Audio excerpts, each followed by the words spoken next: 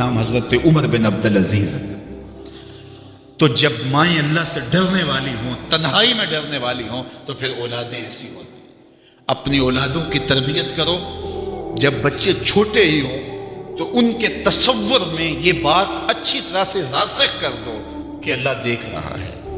پھر وہ کبھی رشوت نہیں لیں گے کہ اللہ دیکھ رہا ہے، اور وہ کبھی خیانت نہیں کریں گے کہ اللہ دیکھ رہا ہے، وہ کبھی ملک کے راز کو نہیں بیچیں گے کہ اللہ دیکھ رہا ہے، وہ جو ہے وہ بد نگاہی نہیں کریں گے کہ اللہ دیکھ رہا ہے۔ جہاں کوئی کیمرہ نہیں پہنچتا، جہاں سیکورٹی نہیں پہنچتی، جہاں کوئی ایجنسی نہیں پہنچتی، وہاں یہ عقیدہ پہنچتا ہے کہ میرا اللہ مجھے دیکھ رہا ہے۔ تو یقین کی یہ دولت زندگی کا نور ہے، زندگی کا جمال ہے، اور ماہ سیام میں اللہ تعالیٰ اس عقیدے کو روحوں میں اتار دیتا ہے اور باطن میں جذب کر دیتا ہے۔ تو اس کو اپنے اندر اچھی طرح سے ہم اتار کر کے اپنی زندگی میں چراغاں کر سکتے ہیں اور اندھیرے دور کر سکتے ہیں۔ یہ تیقن کہ میرا اللہ مجھے دیکھ رہا ہے، میں اپنے رب کی نگاہوں میں ہوں۔ ارا زبیباً نملۃ سودا، کالی رات کے اندھیرے میں کالے پہاڑوں کی کوکھ میں گہرا غار ہے، اس غار میں چیونٹیوں کا سوراخ ہے، اس میں جب چیونٹی چلتی ہے اور وہ بھی سیاہ رنگ کی ہے، رات کی بھی سیاہی ہے، پتھر بھی کالا ہے اور چیونٹی بھی کالے رنگ کی، سینہ سنگ پر اس چیونٹی کے چلنے کی وجہ سے ایک وہمی اور گمانی لکیر بنتی ہے جس کو خوردبین سے دیکھنا بھی ممکن نہیں۔ تمہارا رب اس کو یوں دیکھتا ہے جس طرح دیواریں چین کو دیکھتا ہے۔ تو کیا ذہن اور دماغ کی سکرین پہ آنے والے خیالات سے وہ غافل ہو سکتا ہے؟ کیا وسوسوں سے وہ غافل ہو سکتا ہے؟ تو آئیے اس یقین اور اس تیقن میں جینے کا گر سیکھیے۔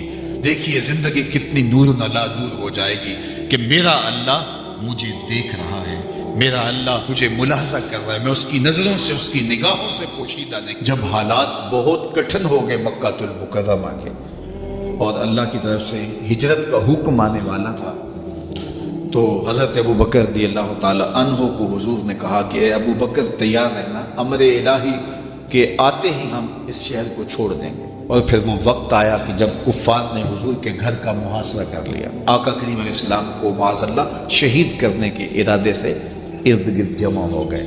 آقا کریم علیہ السلام نے ہاتھ میں خاک پکڑی اور سورہ یاسین پڑھتے ہوئے ان کی آنکھوں میں جھونکتے ہوئے حضور گزر گئے اور انہیں پتہ بھی نہ چلا، اور وہ مکان کا محاصرہ کیے ساری رات کھڑے رہے۔ صبح بستر سے حضرت علی المرتضیٰ اٹھے، اللہ اکبر، تو آقا کریم علیہ السلام نکل گئے اور حضرت ابو بکر صدیق کے گھر تشریف لے گئے۔ اب دروازے کو دستک دینے لگے تو آواز آئی، حضور میں حاضر ہوں۔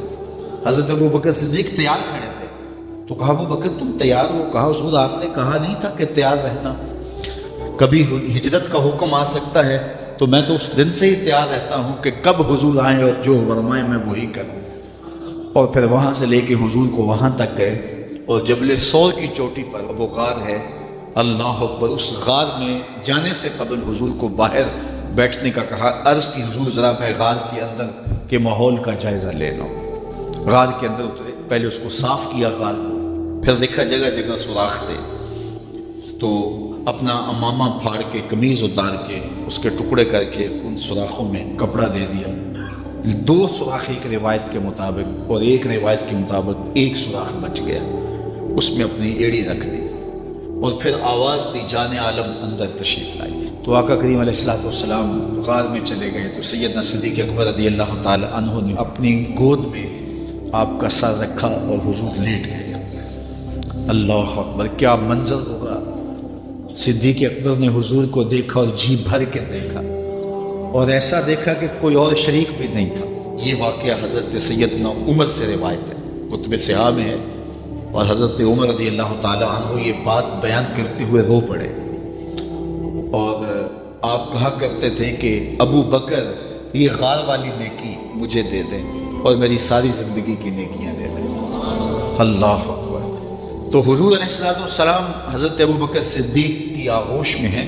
اب ہوا کیا کہ سانپ نے جب ہر راستہ مسدود پایا تو خیر وہ اس راستے پہ پہنچا جہاں انسانی گوشت نظر آیا، تو سانپ نے پھر ڈنگ لگایا۔ سانپ کا ڈنگ اچانک، تو انسان تو کپ کپا کے رہ جاتا ہے، اچانک تو چیونٹی کاٹ جائے تو انسان کپ کپا کے رہ جاتا ہے، چھپکلی گر جائے اچانک تو بندہ اپنے وجود کو جو ہے وہ متوازن نہیں رکھ پاتا، تو نیچے سے سانپ اور وہ ڈنگ لگا رہا ہے۔ لیکن لفظ سنیے، یہ حضرت عمر کی روایت ہے کہ حضرت سیدنا صدیق اکبر نے اپنی ٹانگ کو جنبش نہیں آنے دی، مخافت ان یتنبہ رسول اللہ، اس ڈر سے کہ کہیں حضور بیدار نہ ہو جائے۔ ساری توجہ ادھر رہی، بے اختیار آنکھوں سے آنسو ڈھلک پڑے، درد کی شدت اتنی تھی اور آنسو گرے تو حضور کے رخسار پہ آقا کریم بیدار ہو گئے۔ بیدار ہوتے ہی میرے حضور نے کہا مالک یا ابا بکر، ابو بکر کیا ہوا؟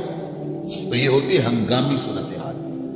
ہنگامی صورتحال میں کسی کو پکاریں یا کسی کو کوئی جواب دیں تو مروجہ آداب کی رعایت کے ساتھ جو لفظ بولے جاتے ہیں وہ ترک کرنے پڑتے ہیں۔ اس مائک میں کرنٹ تھا تو میں قریب ہونے لگا تو آپ نے مجھے متنبہ کرنا تھا، تو میرے ساتھ آپ بہت پیار کرتے ہیں، بہت محبت کرتے ہیں، تو آپ نے اگر مجھے یہ بتانا ہو کہ اس میں کرنٹ ہے اور اگر آپ نے منہ قریب کر لیا تو آپ کو نقصان پہنچ سکتا ہے، تو میرے نام کے ساتھ 20 القاب لیں گے؟ آپ نہیں لیں گے، آپ جلدی جلدی جو ہے وہ مجھے کہیں گے جناب یہاں کرنٹ ہے، تو میں یہی سے رک جاؤں گا۔ یہ تو ہے کہ آپ میرے لیے کر رہے ہیں، اور اپنے لیے کسی کو پکاریں تو پھر بھی یہی بات ہے۔ اللہ اکبر۔ اب حضور نے جب کہا نا مالک یا ابا بکر، ابو بکر کیا ہوا، تو اب ہنگامی صورتحال تھی نا، تو فوراً کہتے لدغت، ڈسا گیا مجھے سانپ نے ڈس لیا، فوراً یہ کہتے نا۔ لیکن حضرت ابو بکر تیری محبت پہ قربان، کائنات میں آپ نے ایسا عاشق نہیں دیکھا ہوگا،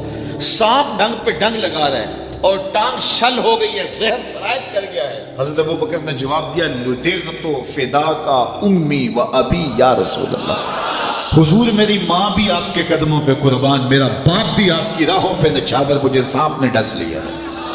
تو اس مشکل وقت